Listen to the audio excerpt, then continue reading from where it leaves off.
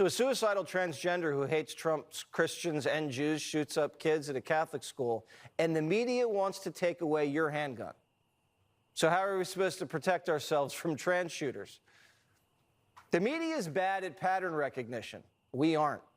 Just 2 years ago, another trans 20-something walked into a Christian school in Nashville with a rifle and shot 3 kids and 3 adults. They buried the manifesto and locked down the case. We've seen trans shootings in Colorado and in Maryland. They even shot up an ICE facility in Texas. And it seems like half of Antifa's trans. A couple of they-thems just got popped for firebombing Teslas. The mayor of Minneapolis says you can't say that. Anybody who is using this as an opportunity to villainize our trans community or any other community out there has lost their sense of common humanity. We should not be operating out of a place of hate for anyone. We should be operating from a place of love for our kids. I don't hate anyone who thinks they're trans. I feel sorry for them. But statistically, the trans population has been prone to violence. That's not villainizing, that's reality. And if you can't recognize reality, you're in danger. We love the American people, especially American children. And if they're troubled and believe they're somehow a girl trapped in a boy's body, we want to get them help. We don't want to give them hormones and operate on them.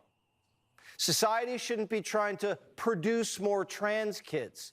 We shouldn't be encouraging an emotional disorder or whatever this is. And doctors should stop profiting from it. Great Britain ended child sex change surgeries. They said it's barbaric, and they're right. And politicians should stop elevating the trans issue like it's the civil rights struggle of the 21st century. You see it all over Minneapolis. Minneapolis will continue to be a safe haven for our trans community. For being a safe haven for transgender individuals. We have sued them for gender-affirming care. Yes, we are not going to scapegoat our transgender community. When our children tell us who they are, it is our job as grown-ups to listen and to believe them. So when your 9-year-old tells you he's a horse, do you let him sleep out in the barn and eat hay? What are we doing here? Just a few years ago, the psychiatric community classified transgenderism as a mental illness. Then doctors went woke and removed it as a condition, and now millions of young Americans are identifying themselves as trans and getting high fives.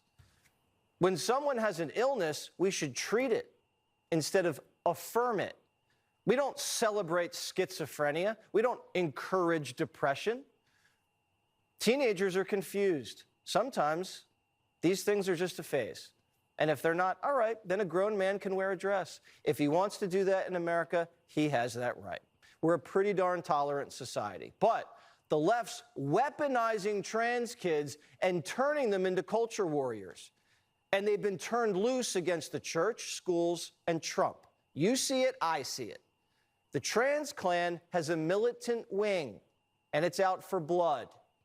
They're taking lives, defiling churches, and freaking everybody out. And some politicians are doing more to protect shooters like Westman than soft targets like schools. In 2023, private schools in Minnesota begged Governor Walz to fund more school safety. They told him it was an urgent and critical need. Minnesota had an $18 billion budget surplus, but the governor didn't do it. Instead, he turned Minnesota into a trans sanctuary. And his attorney general, Keith Ellison, sued Trump so they can keep castrating little boys. Tim Walz failed. Our leaders keep failing us. They failed us during COVID, on trade, on immigration. They say they care about kids, but they locked them down and oversaw an obesity and chronic disease epidemic. And now there's a growing trans epidemic, and they won't even admit it, just like crime.